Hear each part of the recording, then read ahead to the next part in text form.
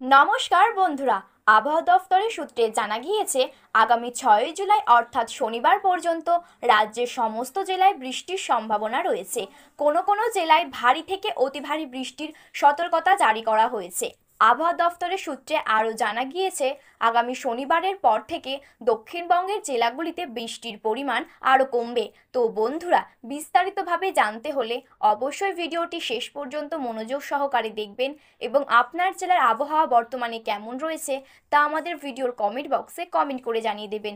আর আপনি যদি চ্যানেলটিতে নতুন দর্শক হয়ে থাকেন তাহলে চ্যানেলটি সাবস্ক্রাইব করে পাশে থাকা বেল বাটনটি অল করে রেখে দেবেন। তাহলে চলুন ভিডিওটি শুরু করা যাক। দক্ষিণবঙ্গের আবহাওয়ার খবর। আজ সকাল থেকেই দক্ষিণবঙ্গের জেলাগুলিতে মেঘলা আকাশ। কোনো কোনো জেলায় সকাল থেকে ঝিরঝিরে বৃষ্টি শুরু হয়েছে।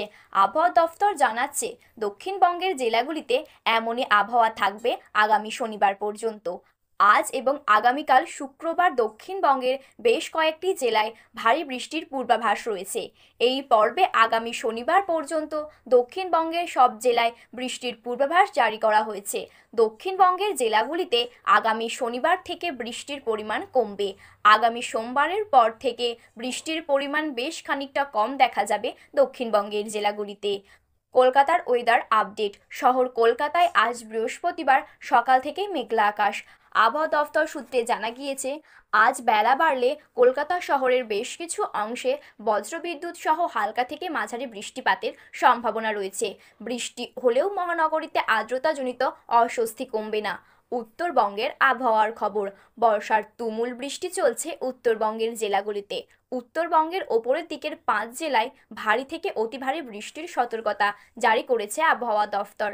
হাওয়া অফিস সূত্রে জানা গিয়েছে চলতি সপ্তাহের বাকি দিনগুলি উত্তরবঙ্গের জেলাগুলিতে বৃষ্টির দাপট থাকবে। সব থেকে বেশি বৃষ্টি হবে জলপাইগুড়ি, কোচবিহার এবং আলিপুরদুয়ার জেলায়। আগামী সোমবারের পর থেকে উত্তরবঙ্গের জেলাগুলিতে বৃষ্টির দাপট খানিকটা কমবে। তো বন্ধুরা, এই ছিল আজকের আবহাওয়ার গুরুত্বপূর্ণ খবর।